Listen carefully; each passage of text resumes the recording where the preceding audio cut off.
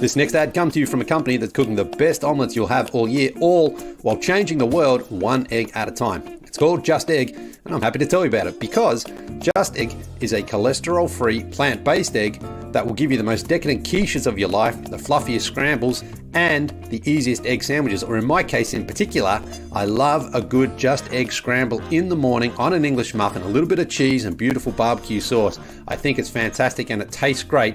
And Just Egg has about the same protein as a chicken egg, but with much less saturated fat. Plus, Just Egg is packed with cholesterol-lowering polyunsaturated fat. Chicken eggs have severe FOMO when they look at Just Egg, and that's really the important part for me. In order for Just Egg to be successful, I think it really needs to make sure that it tastes good and is good for you, and I can happily say it ticks both of those boxes. As someone who loves eating eggs every morning, I've had to cut it back in recent years, basically because of health concerns. There's a lot of cholesterol in regular eggs, but I'm excited to have found an alternative that is good for me and good for the environment. In 2022, may your eggs be filled with Just Egg. Just Egg, really good eggs.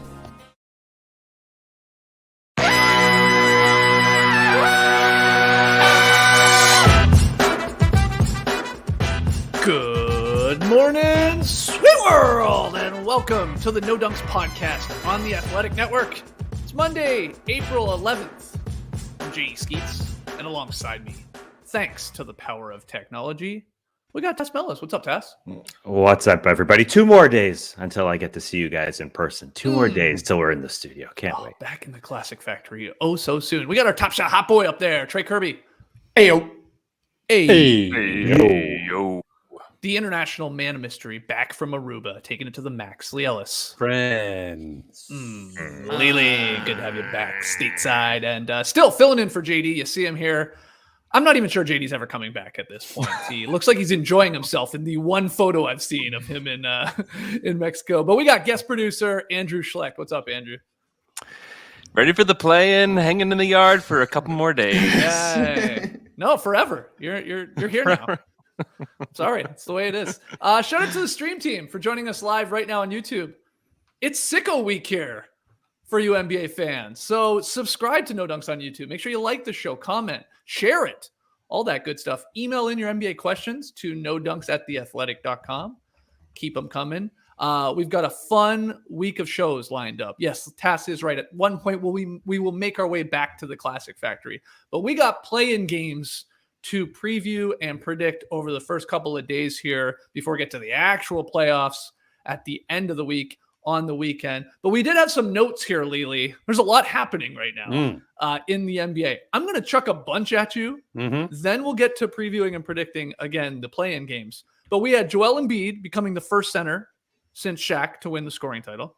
We had Trae Young doing something Tiny Archibald once did, and that is leading the league in total points and total assists. It's pretty insane that it's only those two guys. We got the Rockets finishing with the league's worst record, along with the Magic and Pistons. They're going to have equal chance at the number one pick because of the odds being flattened there. We had some wild 40-point burgers. Obi Toppin, 40-point burgers. Malik Monk. We had some crazy triple doubles too. I saw Trey tweeting about that. And then here's the big one, Leigh, and I'm sure you got some thoughts on this. Woj last night saying Frank Vogel is out as coach of the Lakers. And they asked Frank Vogel about it, and he was like, what? Basically like, what's a truck? I don't know anything about that shit, basically, is what he's saying. I guess it's going to happen today, according to Woj. So, yeah, Leigh, what of those, the NBA news there did you want to touch on?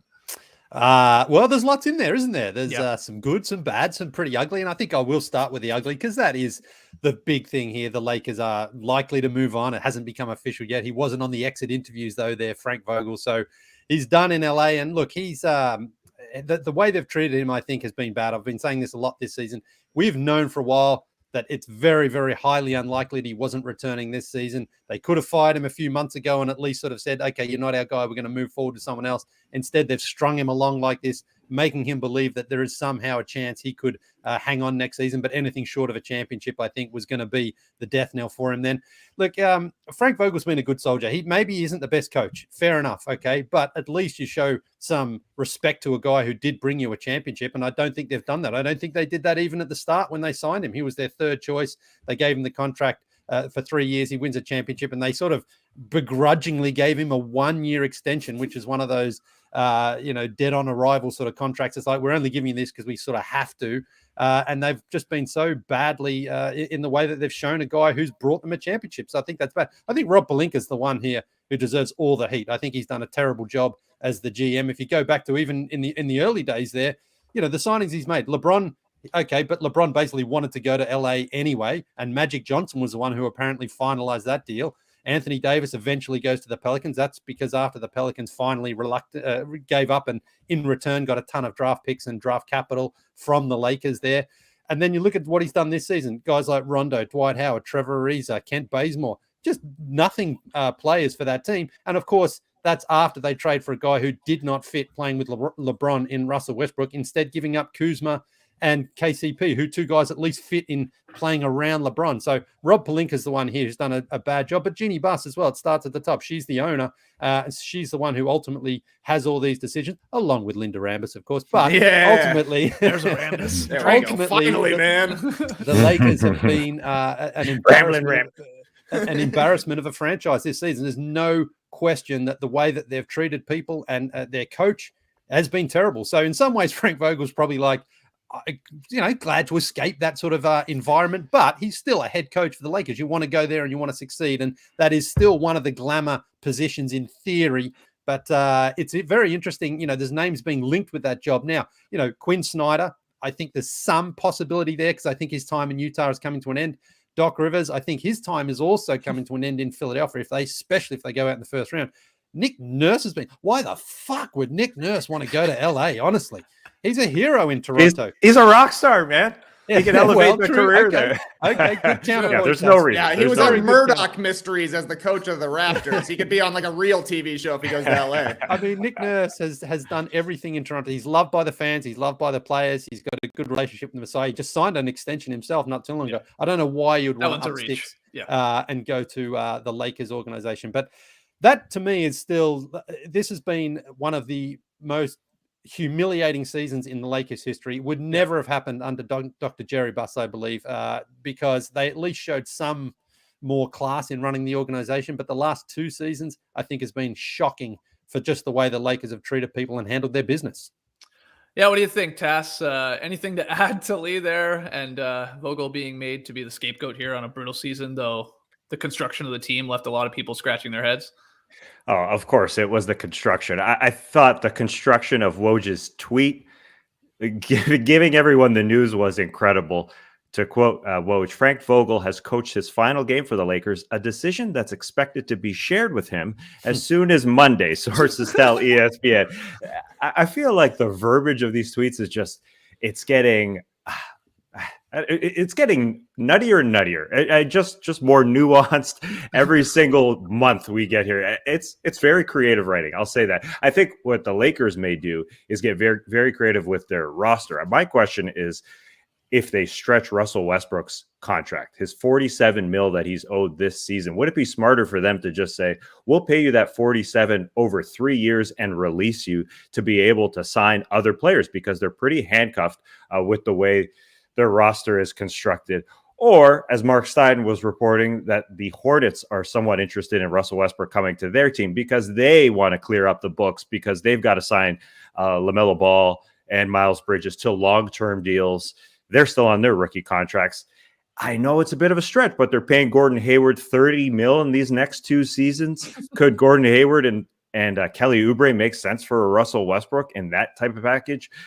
I don't think it's crazy. They also are paying Terry Rozier $20 to $26 million in each of the next 4 seasons. So there is something to be, talked about at least for Russell Westbrook, whether the Lakers release him or potentially move him on to the Hornets, which, if they play him aside LaMelo Ball, it sounds a little crazy. It would be taking away LaMelo's touches. But But at the same time, Gordon Hayward is their problem. So it would be one problem for another problem, just like John Wall was traded for Russell Westbrook. Gordon Hayward isn't currently playing right now, and he's had trouble staying on the court. So I find that very, very interesting. Trey, what'd you think, though, of Woj's tweet, how it was worded, like Taz said, then Vogel literally being asked about it 15 minutes later? I love the idea of like Woj tweeting this and maybe Vogel doesn't even find out until Monday from the actual Lakers organization. Very weird. And then, moving forward, would you want to coach the Lakers, I guess is a fair question. I know they're talented with LeBron and AD there, but it seems like a bit of a headache too. Oh, it's definitely a headache. I just hope they told him. I mean, it's only 7 o'clock on the West Coast right now, so he could still be asleep. Just no clue about what's happening with his own franchise. But I don't know. Yes, I would still want to coach the Lakers because think about what happened with Frank Vogel here. He didn't have much of a reputation after coaching the Magic. They were a bad team. Coached a couple of seasons there. He was going to be on the bench with the Lakers. And now, after the way things went with Jason Kidd and Monty Williams, he's got a title. He's got this extension that the Lakers gave him, which he's been fired before it even kicks in. So he's got a year to kind of take to get paid and take some time off and figure out what the next move is because he will be in demand a little bit. You know, he's got a title. He can obviously build a defense if you give him players who can play defense. So yeah, a bummer ending to the way things happened with Frank Vogel, but that's kind of how it's been with Lakers coaches over the past few seasons, Luke Walton included. Obviously, he didn't work out there, but unless you're a Lakers legend, it's going to end poorly for you in Los Angeles. So I don't know. I was not surprised to see that there are no front runners yet because clearly the Lakers are waiting to see who disappoints in the playoffs here, whether it be the Jazz, whether it be the 76ers, or I mean, they're not going to get Nick Nurse, but yeah, you know, I guess the Raptors could lose in the first round and maybe he wants to try something different. Doesn't make sense to me, but you know, the Lakers are going after a big name with this next coach. It's just a matter of who's it going to be and who actually stinks it up in the playoffs. But I don't know. I mean, it doesn't really matter who coaches the Lakers. The only thing that matters is if LeBron and Anthony Davis can stay healthy and play 70 games during a season. If they can, the Lakers will be good. If they can't, the Lakers will be bad. By the way, where are we with tampering these days? I mean, LeBron's talking about, you know, Steph Curry. Yeah, I'd love to play with him. Windy's saying that watch out for Luka Doncic. I mean, like, this is where the tampering rules and fines are just don't make any sense. LeBron last year apparently and AD had dinner with Lillard. You know, Westbrook came over as well. Apparently DeRozan was involved at some point as well. So surely that is tampering. Surely LeBron isn't able to just like openly the talk players about... are the out here. That's the thing. It's when Magic Johnson goes on television and starts saying this player's really good. He'd be great in the Lakers uniform. Then you're in trouble. But players are okay. I guess so. It's just weird to me that, like, what difference does it make when LeBron is openly, actively trying to recruit players to his team if it's LeBron or Magic? What difference does that make? I mean, LeBron's the most influential player on that team still. So this is some weird stuff going on. Woj says the Lakers search here expected to be lengthy and expansive with no clear initial front runner. And I'm 100% on board with what Trey is saying. It could be anyone, but they are definitely...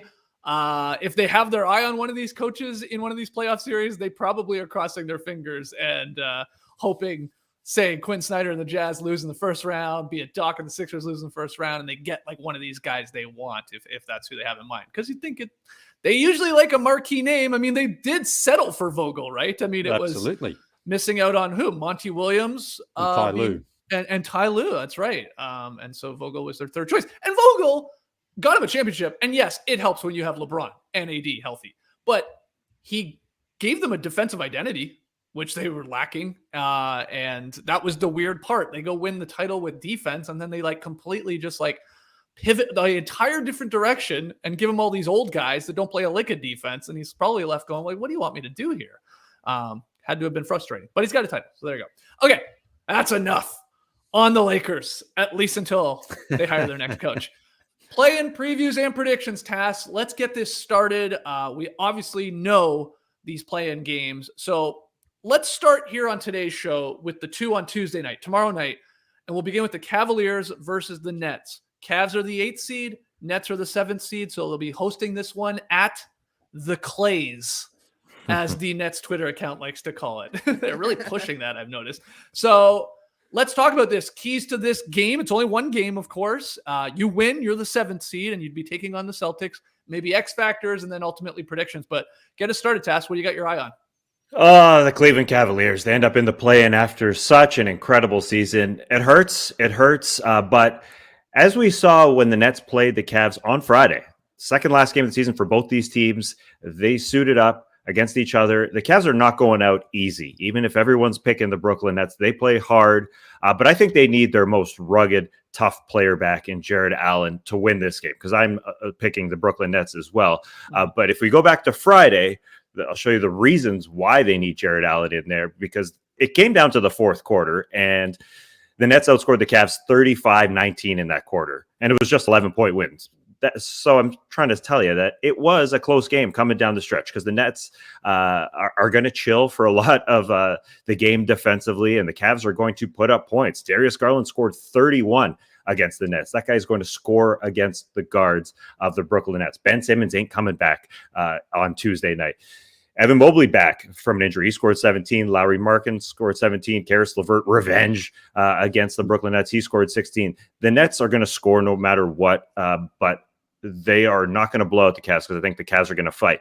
Now, where they need all-star Jared Allen's toughness is to prevent the stars of the Nets from scoring. And he's not going to guard Durant. He's not going to guard Kyrie, but I think he can really slow down Kyrie in the paint, because Kyrie likes to get in there, and Jared Allen is just such a good defender. He will deter Kyrie from scoring.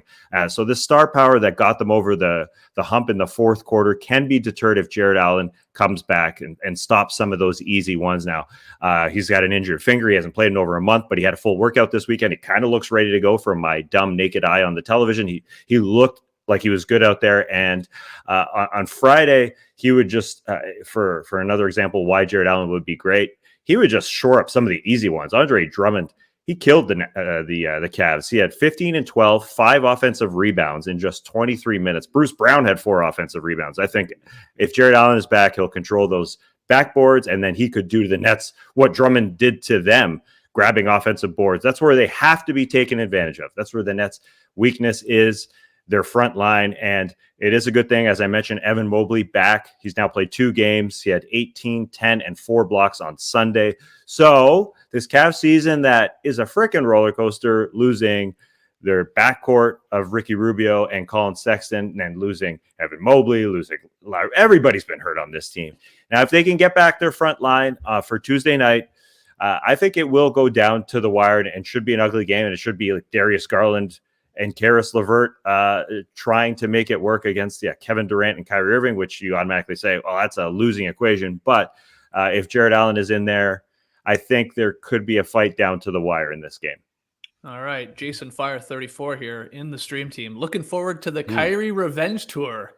And Jason's saying first Cleveland here in this play-in game, Leigh, and then Boston. So Jason's already looking ahead. He's got the Nets winning this game. I would assume 99% of people out there are going to be taking Brooklyn in a 1-game affair with a healthy KD and Kyrie playing, obviously being able to play at home versus Cleveland. But what do you think? Or what are you watching in this one? Tass broke it down well. Yeah, I mean, obviously Kevin Durant is the guy. You're not going to back against him against an inexperienced Cleveland team in this one game. I mean, it's not life or death here for the Cavs, because they will have another chance if they lose. But seeing Brooklyn 8-point favorite, it's like, yeah, that's a big-ish line, because as good as Kevin Durant is, Kyrie Irving back there, they're only 14 and 15 in the 29 games he's played this season. And while his numbers sort of look okay there, he's had a couple of games like this recently where he's gone 12 for 32, 9 for 22, 7 for 22, 9 for 26. Like, he does sometimes shoot badly, and that could be something that if he goes cold, if Kevin Durant doesn't get anyone else sort of supporting him scoring the ball, because this is where, as Tass mentions there, Cleveland's going to win this game by just outscoring, Brooklyn's going to win this game by simply just outscoring Cleveland, because they've got the firepower to do it. But if they don't get that, if Kyrie's having a bad night, then I think that just gives the Cavs a chance. The Cavs have played an incredibly good season. They've fallen off a little bit here towards the end, but they're largely healthy going in, especially if Jared Allen does play here. So if they can defend well enough and keep the game close, we've seen Darius Garland have some very good fourth quarters, and they're just playing with that sort of confidence, and that they haven't been there before. So it's not like there's a huge history of playoff failures with this team. Kevin Love's been very, very good for them coming off the bench. So if they can get that sort of production off him and keep it close, then they're a chance. I mean, it's in Brooklyn, of course, so they have home court advantage there. Brooklyn, and Kevin Durant is the hardest guy to guard out of any player on that team. But I don't think this is just going to be a whitewash here for the Nets. I think the Cavs believe they can keep it close, as we saw on Friday night. And then if they get it close down the stretch, they've got guys who I think they can at least believe they can maybe steal a win here. So I'm excited for this one. I think it's really good, a really good matchup here. Cavs have got so much of this season that they want to keep it going as long as they can. If they were to win this game and get into the playoffs in their first go, that would be a great result for them. But I am picking Brooklyn to win. Just don't think they're going to get that 8 points out of it, though. Okay, so both Tass and Leigh, Trey, say Nets are going to win this game, but it's going to be close. These guys are making the case that Cleveland is going to, especially if Jared Allen plays, that it's going to be tight down in the fourth quarter. Do you agree or disagree? And what are you watching in this one? I think it 100% comes down to Jared Allen's availability, whether or not this is a close game. Because if he doesn't play, I don't really think the Cavs have a chance. Chris Fedor at the Cleveland Plain Dealer says there's pessimism regarding Allen returning for Tuesday. And if he's not there, for all the reasons Tass mentioned, it's going to be tough for Cleveland. I think they went 7-11 after he went down with an injury to end the season there. The Nets, though, are still going to need some of their role players to show up. We saw in the loss against the Hawks when Kevin Durant had 55, I think Kyrie Irving had 32, something like that. They scored a whole bunch of points, but everybody else was pretty bricky from the field, and the Hawks were able to steal a win. So that's kind of going to be the recipe for the Cavs, is like, slow down everybody else. You're not going to really slow down Kevin Durant. Maybe you can make things tough on Kyrie Irving, have him take a lot of shots, but the Nets offense seems to be a little bit ahead of where the Cavs are going to be, considering the personnel that's available. But just getting experience is going to be huge for this Cavs team in a play-in game, in a game that really, really matters, because outside of Kevin Love and I guess Karis LeVert, they don't have any experience. So it's going to be a level up, and we'll see the Nets take it a level up as well. They've been putting things together during the second half of the season, at least ramping up their effort going down into the playoffs. Here's a random potential hero for you for Brooklyn. LaMarcus Aldridge. He hasn't scored a point since March 6th. Hasn't played a lot lately for the Brooklyn Nets, but he averaged 19-7 on 63% shooting against the Cavaliers. He's just taller than Kevin Love, so he can shoot over Kevin Love coming off the bench there. We'll see if Steve Nash dusts him off. Yes, that all said, can Kevin Love do what he did against the Bucks this weekend? And 15 minutes scored 32 points, hit 8 threes, and chipped in 10 rebounds too. They're going to need a monster. They're going to need a monster, the Cavs, to pull this off. Huge Garland game, of course. Like, he's got to be a rock there at the point guard position. Basically has to equalize what Kyrie is going to give him on the other end. So, you're looking for that 30-point performance, which we know he can do. And then, you need a massive Kevin Love game here. You need another one of these where he just can't miss from three. That's why I find these predictions for play-in games sort of difficult, because, we watch a lot of basketball. The worst team can beat the better team on any given night. And I don't even care like how high or low the stakes are. It's true. Mm-hmm. That all said, I would be pounding the Nets line there. What do you have it at? 8.5? I saw it at 8. I think they actually are going to crush them here. I guess this is me believing the hype of this team, sort of with KD as their leader and Kyrie, like, okay, it's go time here. And, this is one game we take care of business, and then we're at least in the playoffs. We can figure out how we tackle the Boston Celtics in a 2-7 matchup. But I would like my chances. I like the Nets' chances, of a dominant victory. I'll put it that way. But then Cleveland will have one more chance against the winner of Hornets. The Hawks. We'll get to later. Oh, he's calling it now. Hey, standing room tickets. Yeah, they're not available yet, or what's going on here? Very weird. Very weird. I guess they'll just pop up later on. There's tons of tickets, so that's what they tend to do. Okay, so all of us taking the Brooklyn Nets, definitely waiting to see what the Jarrett Allen sort of decision is. Does he play in this game? Is there anything here where it's like the Cavs are like, well, maybe we even quote unquote save him for the next chance of beating the Hornets or Hawks? Do we see a little weird, I guess, with a finger injury? If you can go, you can sort of go, but maybe there's something there. But yeah, everybody taking Brooklyn. Let's hear from the stream team. Let's hear actual final score predictions from the stream team. Let's see if anybody can nail this one. Anything else, Tass, with this game that gets us started on Tuesday night, 7 p.m. on TNT? Well, the Nets' depth has become a bit of a worry. They got Curry and Drummond in the deal, and they picked up Dragic, which was a phenomenal move. But he's been out with a COVID sickness, apparently symptomatic, and he hasn't played in several games. And he really helps out. I think that could be an issue. Seth Curry's ankle could be an issue. He's riding a bum ankle, but I assume they're just saving him for this play-in game. So I'm just looking at Wade. I'm trying to poke holes in the Nets' chances here, but I definitely like the Nets' chances. That 8 points is huge, but yeah, Kevin Love has to be like he was on Sunday, scoring 32 points. And how many minutes did you say there, 15. 15. I wonder, our man John Hollinger made the case for Kevin Love being the 6th man of the year. Sort of his argument was, it's not just about points. Tyler Hero's just scoring points off the bench. Did Kevin Love score too many points to be John Hollinger's 6th man of the year now? He's just a point scorer now. Yeah. But no, he has to be hot because, yeah, Garland and LeVert need help. But as I said, in the Friday night game, I know the Nets don't want to play defense for 4 quarters, but everybody can go off. The Cavs can score against this team. It's just going to come down to the 4th quarter, and Garland's got to be huge for this team. I'm excited to watch him in a sort of a do or die, so to speak, game. I know they get another chance, whoever loses this game, but big one here to try and figure out who is going to take on the Celtics there again in the 2-7 matchup. Okay, well, let's keep it going here. The second game on Tuesday night. It's one we've known for a little bit. Clippers versus Wolves. So the 8th seeded LA Clippers visiting Minnesota. Trey, get your howl on here.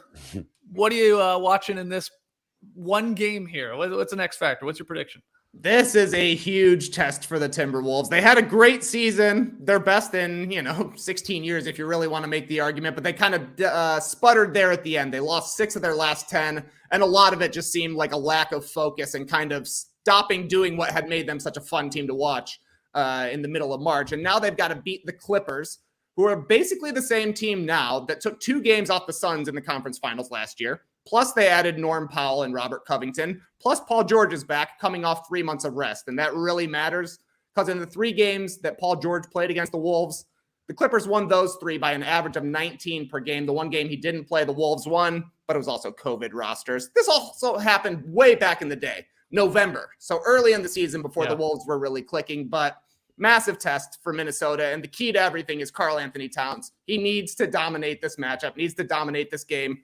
Zubac and Hartenstein, big bodies, but Cat is an all-NBA center right now. He's going to be tested on defense. The Clippers like to run pick and roll. They're going to put him in pick and roll all night, and he needs to look for his offense, especially if he ends up guarded by Nick Batum, which happened a lot during the series this year. 3 games against the Clippers this year for Karl Anthony Towns, only 15 points per game on 42% shooting. That's not going to cut it if the Timberwolves are trying to get out of this play-in tournament. The X factor, I think, is going to be the Clippers playing small ball because the Timberwolves need Towns on the floor and they need him to attack the switches when he ends up with like a Terrence Mann on him. He's not Rudy Gobert out there. The guy can score from inside and outside. He says he's the best outside shooter, big man in NBA history. We shall see.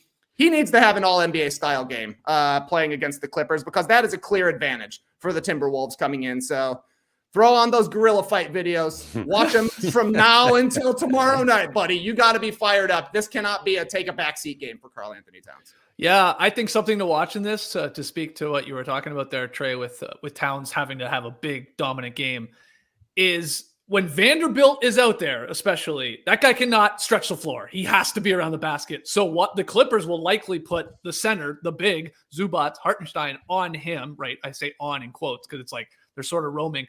And they'll very likely put a Batum, a Morris, maybe a Covington on Towns. So a much smaller, but still physical, mobile forward. And Towns has to make them pay and cook those guys. And I don't think that's easy, but this guy's one of the best centers in the game. So he has to be huge because you can rattle Karl Anthony Towns too. Mm-hmm. We've seen that. Some hard fouls. He's a little frustrated. He can unwind a little bit in a game, and then he's picking up offensive fouls or he's throwing it away. So I think the Clippers are going to try that, and I'll be fascinated to see how Towns handles it. I hope he can. I think this is going to be a great game, Leigh. But But what are you watching in it? Yeah, I hope it's a great game too. And the other thing I think in the Clippers' favor is Ty Lue, I think, is a very good play-in coach. So I think he's going to tactically be very well prepared for this. Chris Finch, obviously, this is his first go. Mark Stein reporting, actually, Chris Finch got a contract extension or is getting one going into the, after this season, whenever that happened. Weird timing, if you ask me. But anyway, he has done a very good job. But and the Wolves themselves, when they started winning, just before, as Trey mentioned, they went 4 of 6 of their last 10. They were starting to sort of, act a little bit cocky and sort of say, hey, we think we can mix it with the best teams in the NBA. Well, now's a perfect chance because even though they're at home, this Clippers team is experienced, and Paul George has been pretty good since his return, but you'd still think he's probably finding a little bit of his game shape because it was 3 months out, which is an incredibly long time here. So the Wolves have to feel that they have the advantage. Patrick Beverley, I think, as well, is an interesting player in this series because it's a bit of a revenge game, of course, for him. He loves these moments. He loves being impactful one way or the other. Could help his team, absolutely. Certainly could harm his team as well if he doesn't know where that line is, because we've seen him cross that several times throughout his career and especially this season. So the Clippers, I think, are the favorite, or should be the favorite. I think the line is actually Minnesota slightly, but the Clippers, based on experience, based on Paul George, and based on the way that Ty Lue can get this team ready, I think makes them probably the team that I'm going to pick. I'm interested, you're talking about Vanderbilt. I think Malik Beasley's an interesting guy because he can spread the floor for them and knock down those threes. He's been very good the second half of this season here for Minnesota, just getting out there. He had the 10 3-point game. So they're going to need that sort of production from him. But I absolutely believe that it's Karl Anthony Towns' game here to put his stamp on the league and say, he's likely an all-NBA player this season, and he's got to go out and do it in a game like this where he can really solidify his place and get Minnesota out of that potential danger spot of maybe having to beat then San Antonio or New Orleans. It would be a disastrous season here if the Wolves weren't able to get out of the play-in tournament. But that's the sort of thing. If they lose this game, then they've got just another tricky one that they have to manage to get through. So I think it's going to be great. I think this one's going to be very, very tight, maybe even a little bit sloppy, but I think you're going to see a low-scoring game here because there's a lot at stake here for both teams. Yeah, it feels like Tass, I don't know, just from my initial reaction scouring the internet, that a lot of people are taking the Clippers. I think a big part of it is the experience. You obviously have Paul George, Norman Powell back, and maybe the idea like the Wolves, despite playing at home, and that place the Target Center should be rocking. I mean, they haven't had a lot of great big games to get excited for, and they have a fun team there. But there is feels like there's a lot of pressure on them to win this game, whereas the Clippers less so, I guess, because of their weird season. But what will you be watching in this one?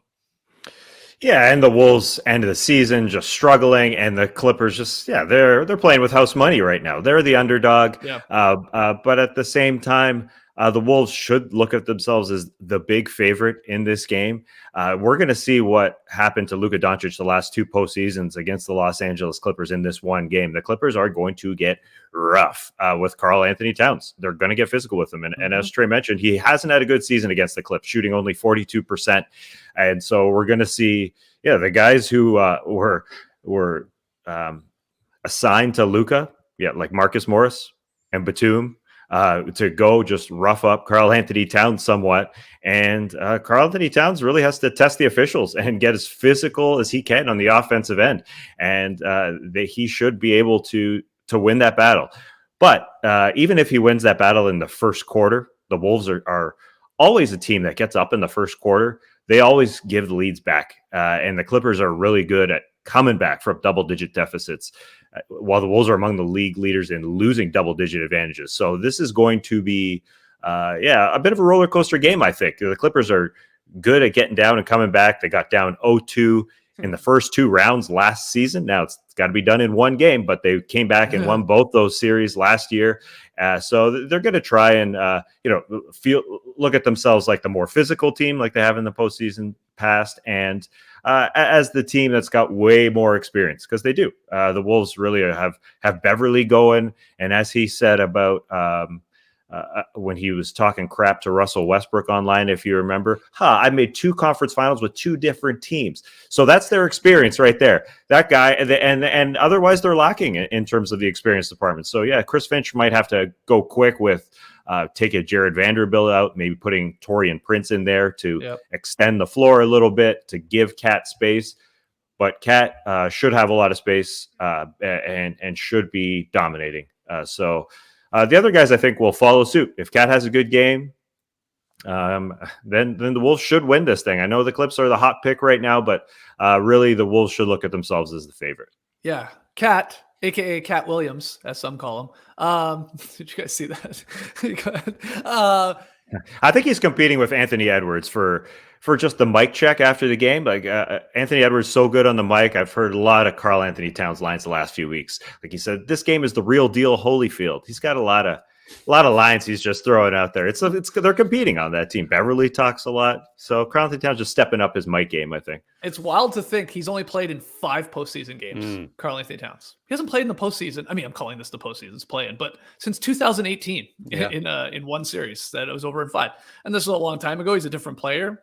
You know, he averaged like 15 and 13. You know, he wasn't dominant. They were going against a very good team in the Rockets there, but yeah, I'm excited to see him. I want to see him have just a monster. This is my game. And instead, like I'm terrified that we're going to be talking on Wednesday morning about like, where was Cat? Why weren't they getting the ball? Why was he demanding the ball? I hope that doesn't happen. And I do think it's going to be close. So let's get final predictions. Trey, who's winning this one game Clippers Wolves on Tuesday night?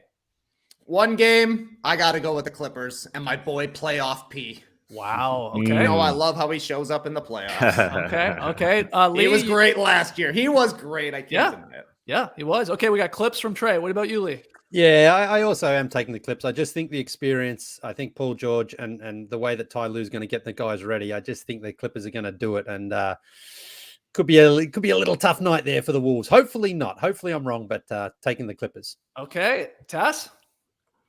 I'm riding the Wolves. Did you see Patrick Beverly on Sunday night almost getting tossed from a game that meant nothing? That guy's never talked before. I think he's ready for the playoffs. I just hope that, I think the Wolves will be ready.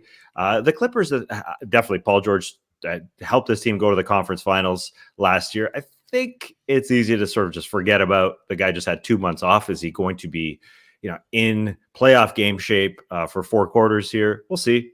He could be for sure.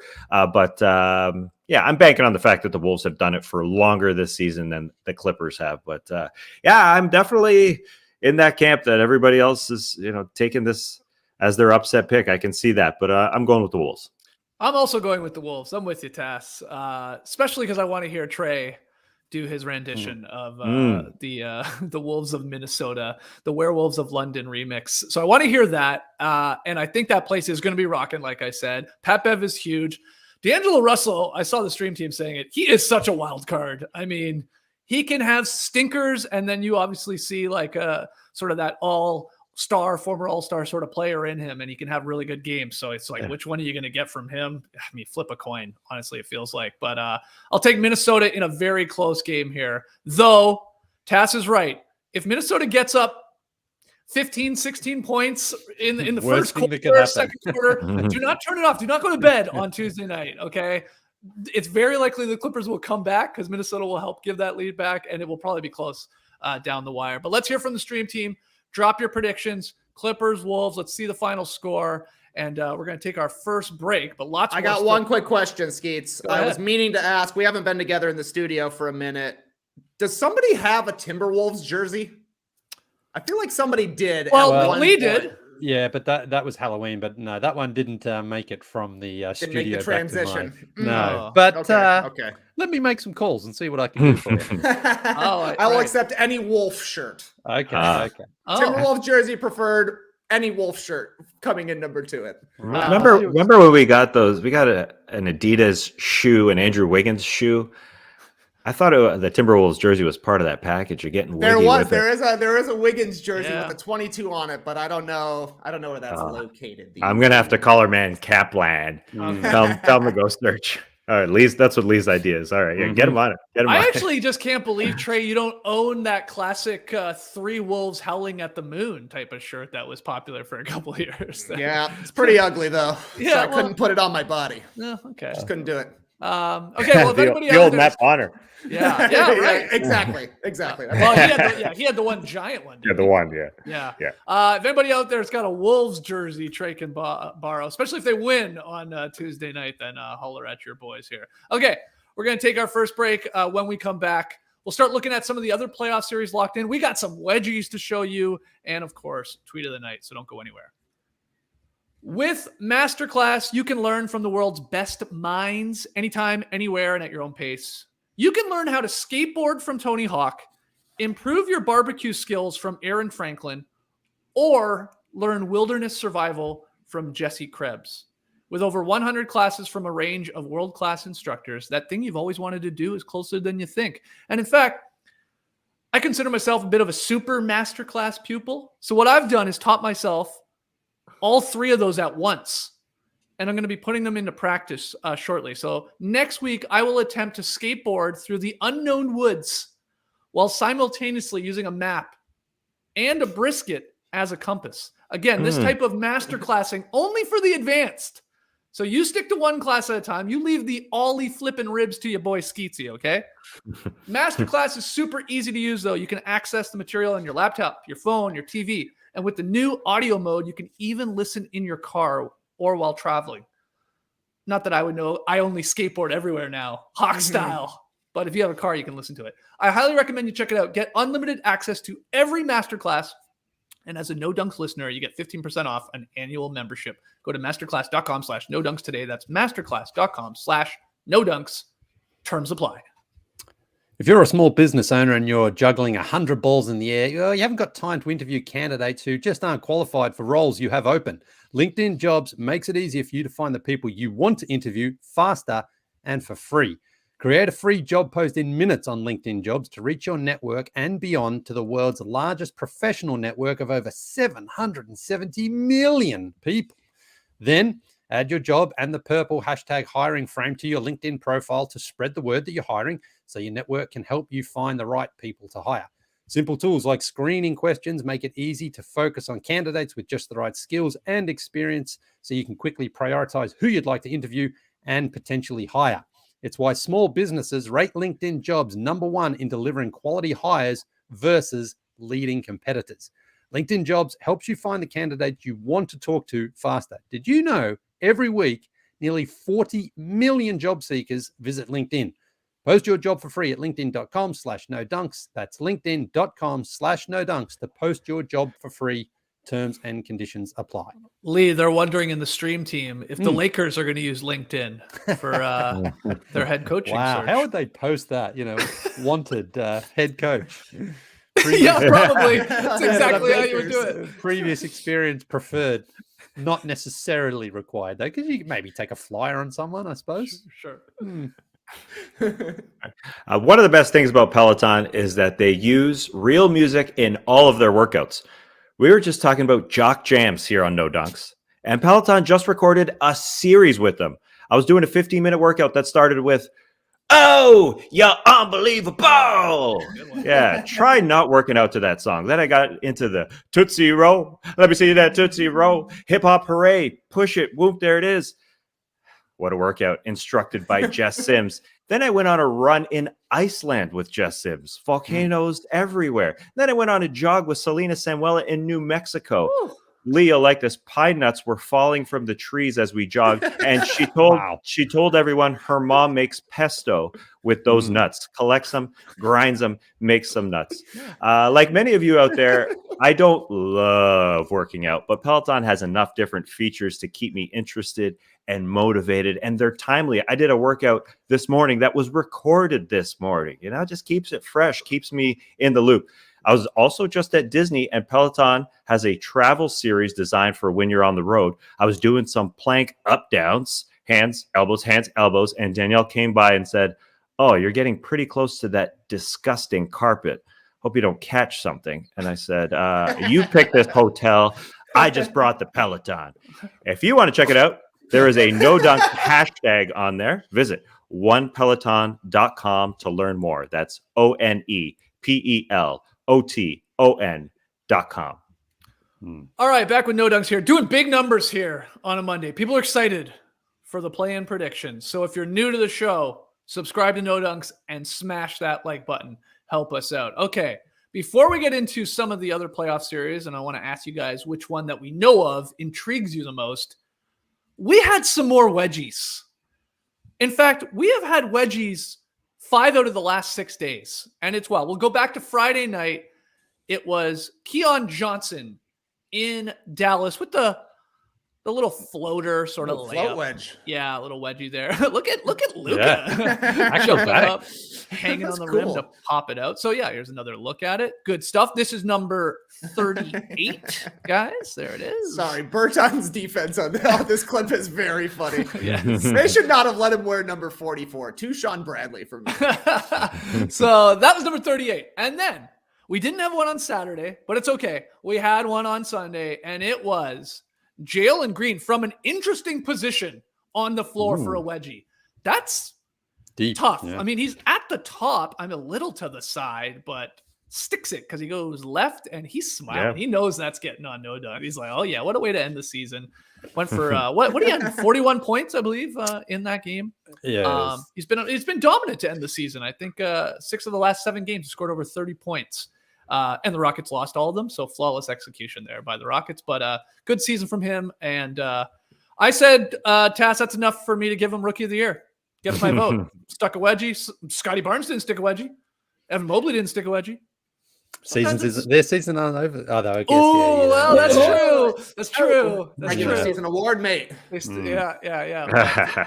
But yeah, so Jalen Green sticks. That's Wedgie great. number 39. I checked Wedgie tracker, on pace for 42 when you consider the play-in games and the playoffs, which we of course do. So yeah, again, right now we're just hoping to not set the all-time record for lowest amount of wedgies in a season, which is 40.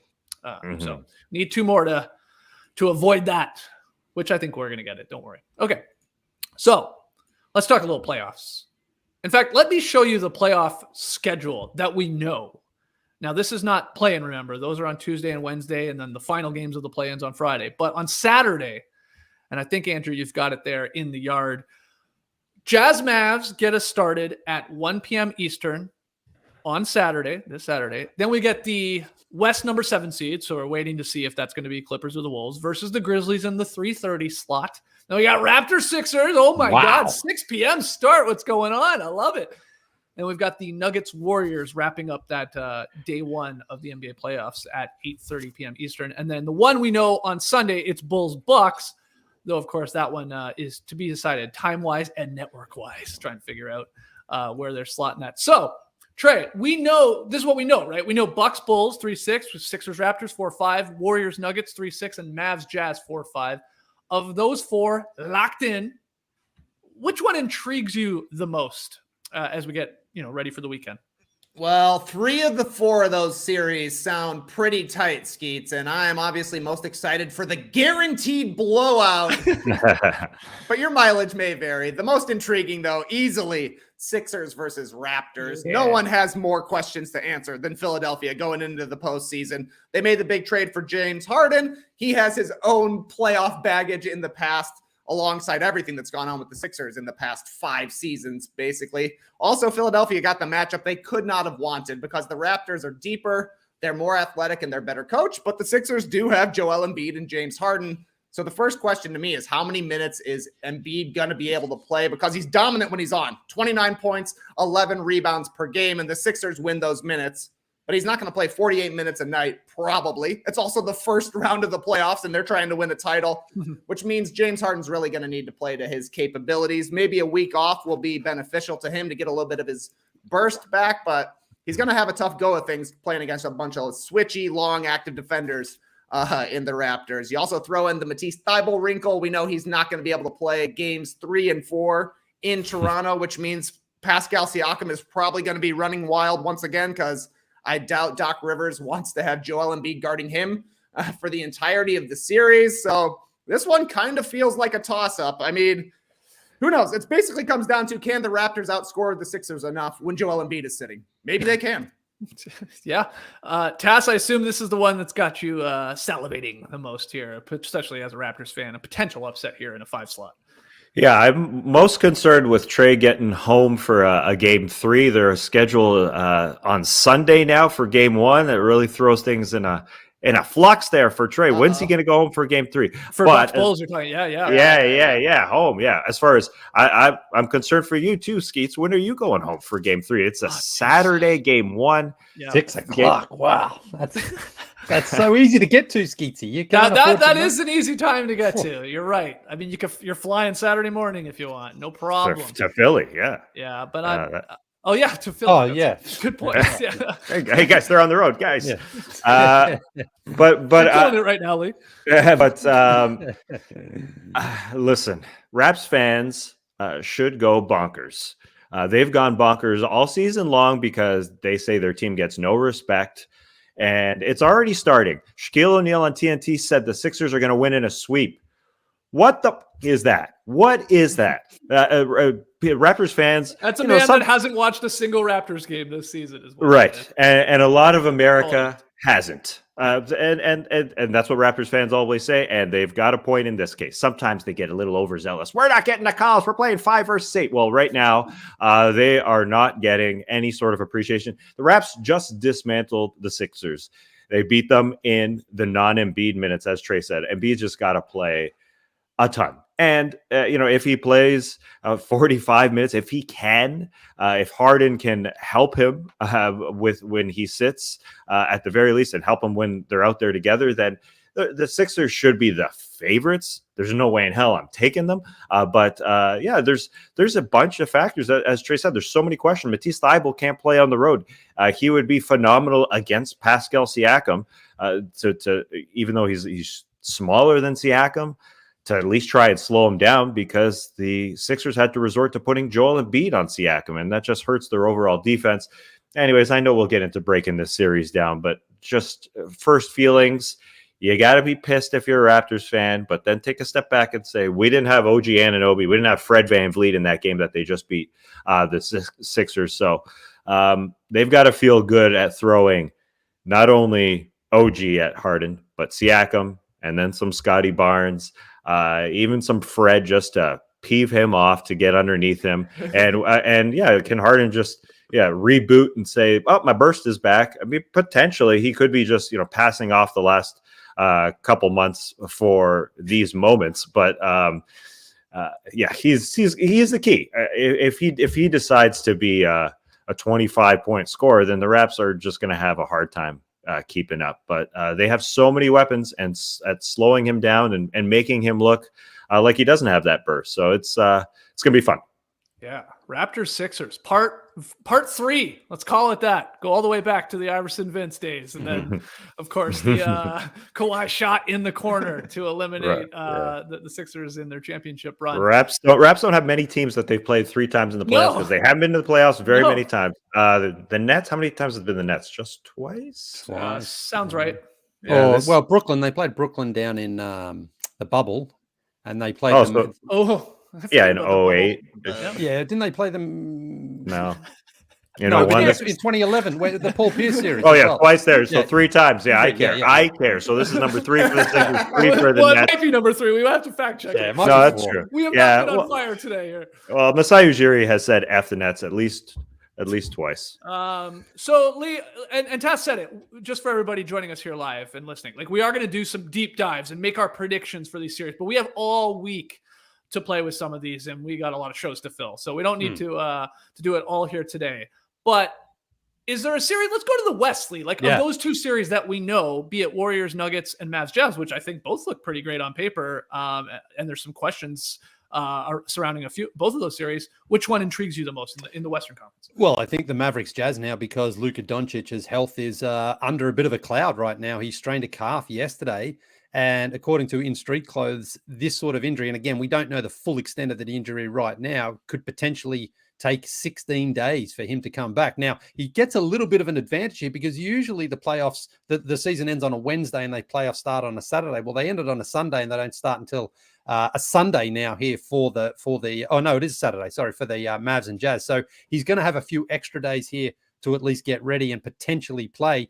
But that obviously casts a huge shadow over this series. If Luka can't play for the first 2, maybe 3 games, then surely the Jazz, that's the sort of luck they need to be able to get out there and get ahead and potentially go out and win this series. Because I think with Luka on the court, I'd be shocked if anyone's picking the Jazz, because based on several factors, the Jazz have just been so bad in the last half of this season. They gave up a huge deficit or blew a huge lead here to the Phoenix Suns in a game that really didn't mean anything on Friday night, and they were bad there. So they've also had some questionable playoff performances themselves in the last 2 seasons, blowing leads against the Clippers and the Denver Nuggets. There's obviously speculation about the relationship there between Rudy Gobert and Donovan Mitchell, and then Quinn Snyder's future's up in the air as well. So this is the sort of thing the Jazz need, a little bit of luck to go their way, where they can maybe take advantage of another team that has got an injury. Now, for the Mavericks, even if Luka plays, they have some questions as to whether or not they're going to get enough help from him, because he's been great in the 2 playoff series that he's played, averaged 37 a game against the Clippers last season, but they blew a 2-0 lead. They blew a 3-2 lead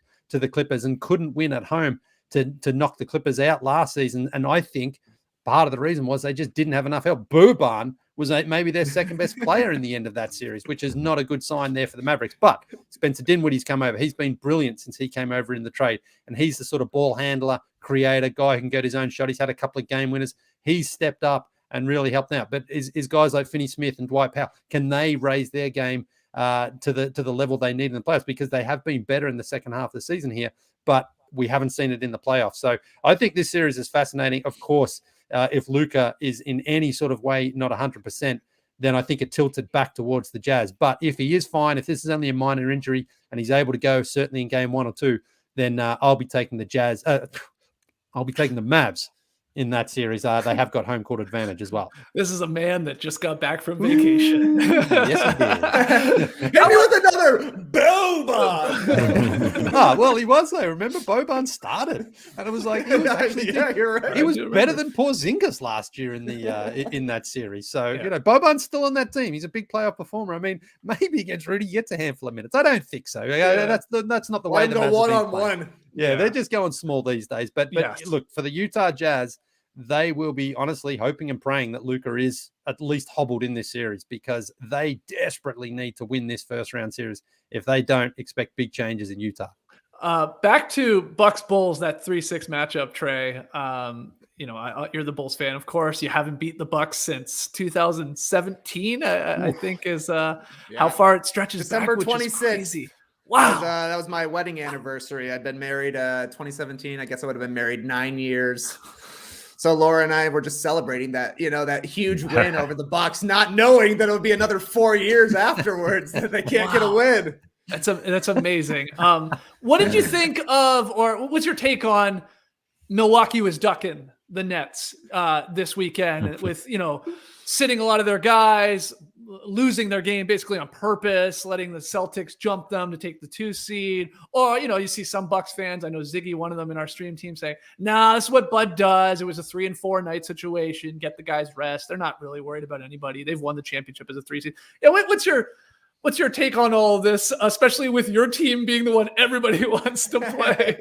Hey, you get what you ask for, Bud. Bulls are bringing Dunleavy back. Gonna get Giannis shaking in his boots. I mean, I don't think the Bucks were ducking anybody. I don't think the Bucks are scared of anybody. I think that they are capable of beating the Nets whenever they play them. Whether that, I don't even really understand what the argument would be, because they're going to still have home court advantage whenever they face the Nets. They just got to beat them at some point, and the Bucks, to me, will still be favorites then. I mean, we'll get into our playoff preview for the Bulls, but I just hope they win a game. I simply hope they win a game. Yeah, I hope it's game 3. Yeah. Ooh, okay. This is fun. Also happening in the stream team.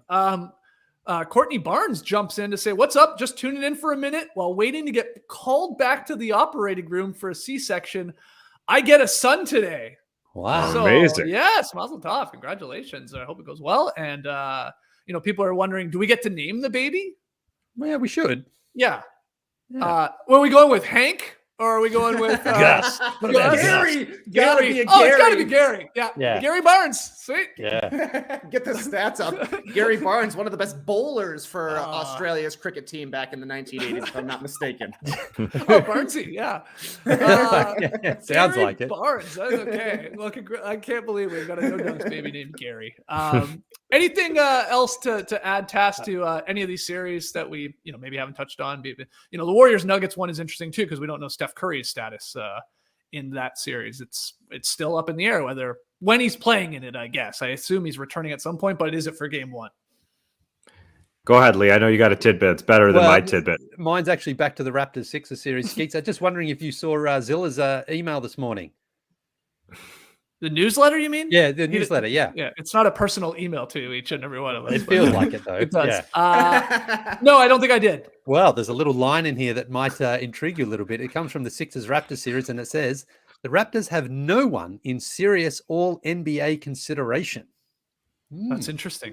Very interesting. That's very interesting. That's straight up wrong. Yeah. I was very surprised. Zilla's usually on top of absolutely everything in this league. I was very surprised. Maybe it was just an oversight.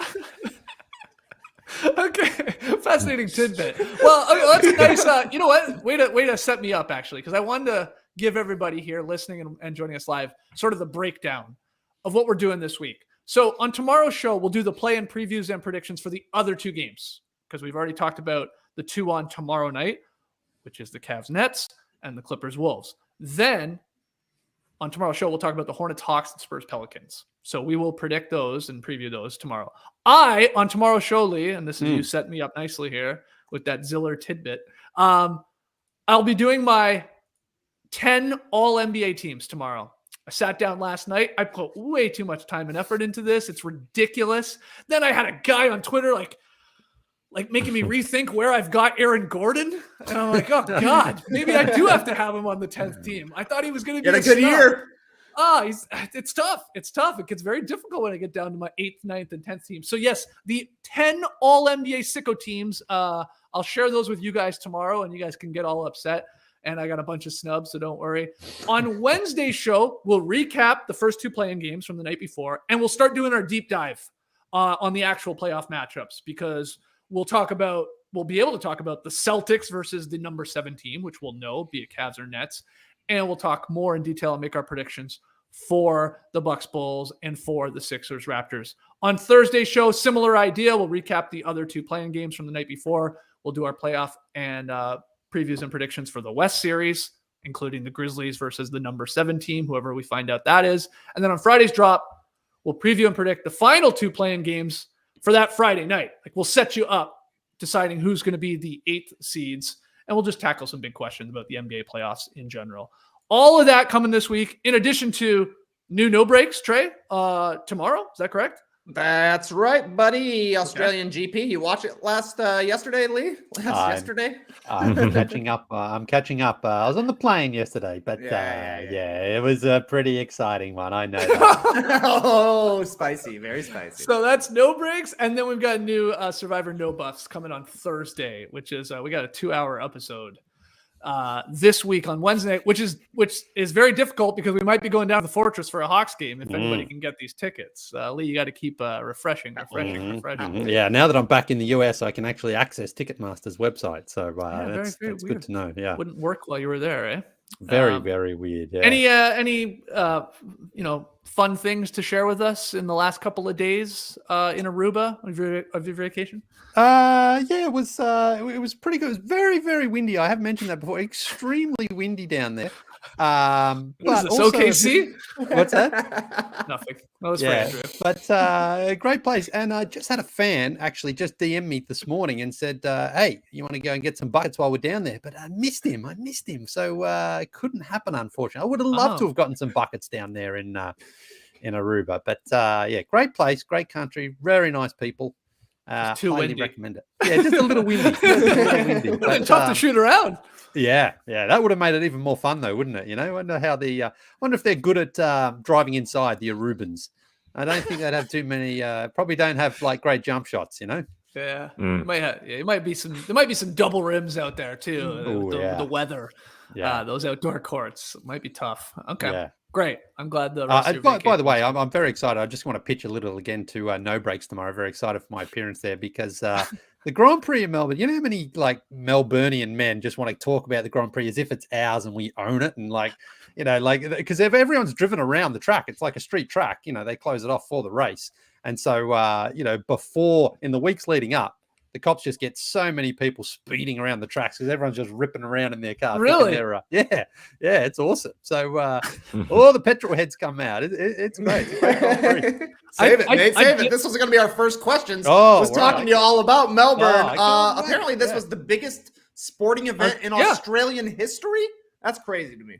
Over the weekend. Yeah, I think they said like 400,000 people or something attended over the 3 days. So they're calling it the biggest event, I guess. That's what they said. I think because I think Adelaide even had bigger crowds back in the 80s and 90s. I think this maybe is the biggest Melbourne Grand Prix crowd. And also at the tennis, I'm sure the tennis has had bigger crowds than that over the 2 weeks there. But anyway, this is great. Tune in to No Breaks tomorrow. We're counting down the top 10 attended events in Australian history, including Leigh's performance in the grand final. Okay. So yes, there is the week, but for you, not you petrol heads, you NBA heads, you hoops heads, tomorrow we'll do the play-in previews and predictions for Hornets, Hawks, and Spurs, Pelicans. We got to take one more break. When we come back, a very fun tweet of the night.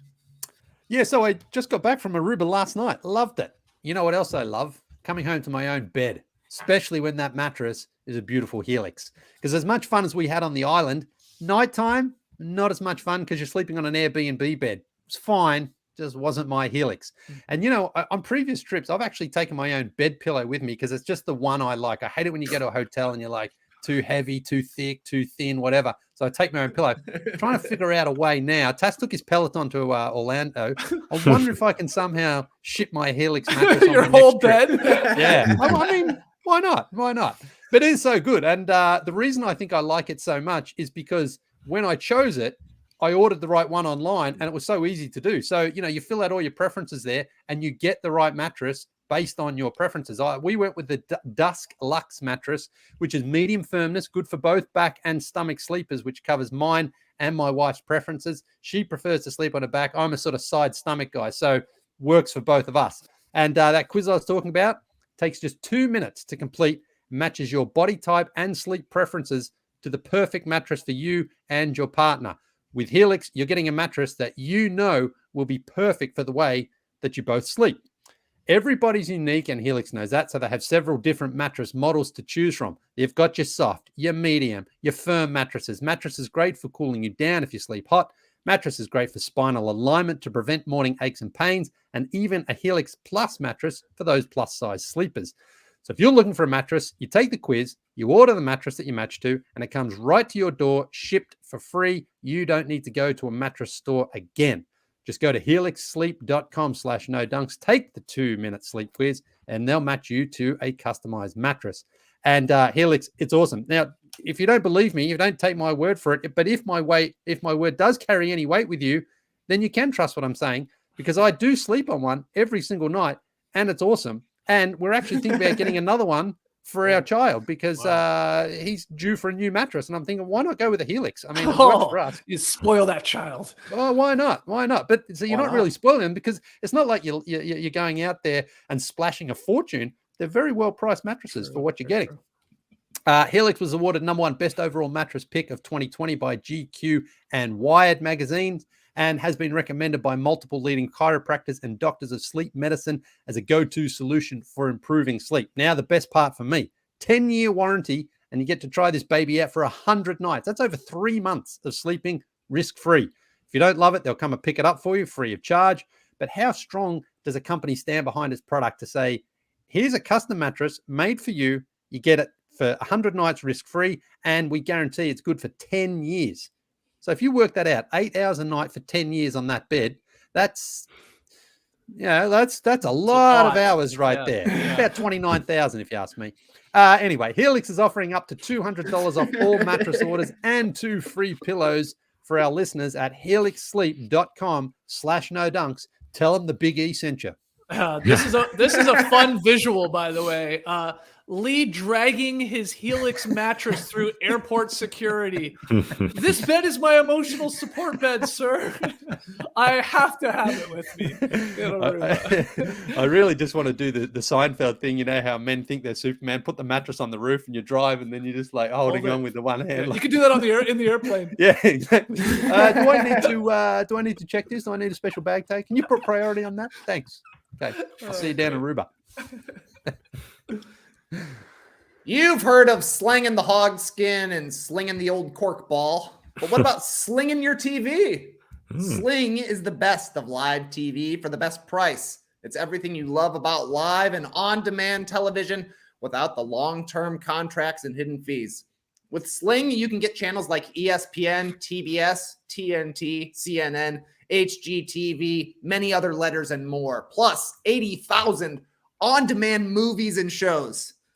That's a ton of movies and shows. 80,000 on-demand movies. Think about how many movies they've ever made.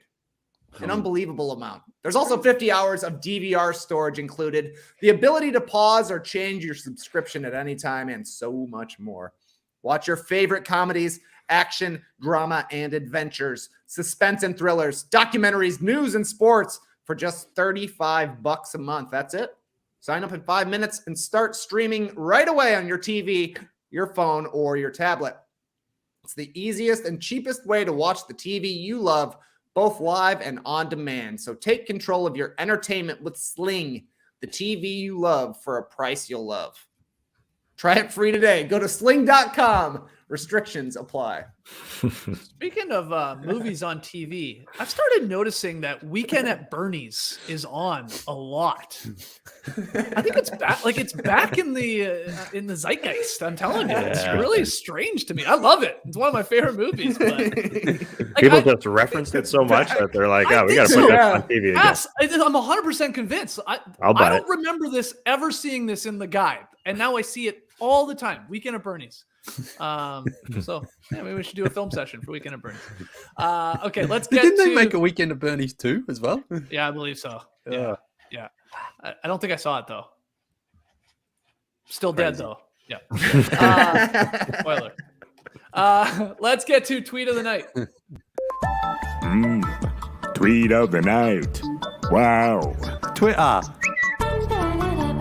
Yeah, I've got tweet of the night here. It's actually a video from @Bleacher Report, but I will describe what's happening for everybody listening. Jrue Holiday started Milwaukee's loss to Cleveland on Sunday, his 67th game played this season, but he didn't stick around for long because seconds after the opening tip, Holiday intentionally fouled Darius Garland, exited the game, you see him go off to the bench, and he never came back.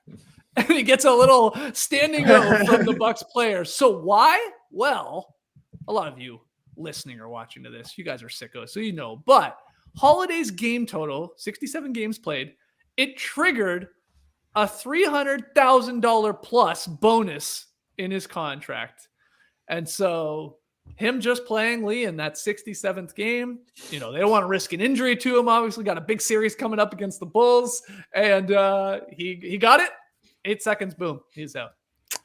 And we see this from time to time. These like either points you got to hit or rebounds, assists, games played. But this one's it's really funny to me because it's like, couldn't the Bucks, and maybe they can't because of the CBA, but couldn't they just say, hey, we're just going to give it to you? Yeah. 66 games, close enough to 67. We're good. We'll little addendum on that, but instead he goes in there. I don't know. Strange. That's what I thought too. It's like, why go through all that in the incredibly unlikely chance that he would roll his ankle or something because he probably warmed up in that? Why not just say, close enough's good enough. We'll give you 300,000 instead of 306. What about that? We'll cut it off to $6,000. Yeah. I mean, maybe they can't. They I guess legally can't probably. Yeah, possible. But funny moment, Tess. Wonderful moment. It's one of those where this team that won a championship can say, oh yeah, 300K, no big deal, with a smile on their face. But if it was a poopy team and a cheap owner, 300K, might be a little anger from the owner. But in this instance, they're doing it with a huge smile on their face. And Giannis was pumping him up, really excited. The whole bench really excited, especially because it's Jrue Holiday, a guy that everyone loves. But this trade that we often talk about, a lot of draft picks, a lot of capital traded for Jrue, turned out to be well worth it. 300K on top, no big deal. Chris is a little confused, Leigh. Oh, not that one. Stupid StreamYard. Leigh, he is not injuring his ankle going up to grab someone at quarter speed. I think you meant in warm-ups. He said warm-ups, Chris. Yeah, come on, Chris. Yes.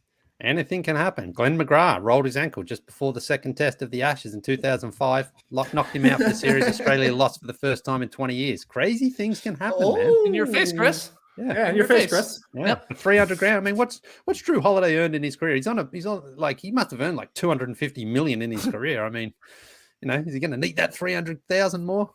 Maybe. It's in the contract, man. Yeah, that's right. That's with his money. Right. Also, I think it ends up costing the Bucks even more than that because of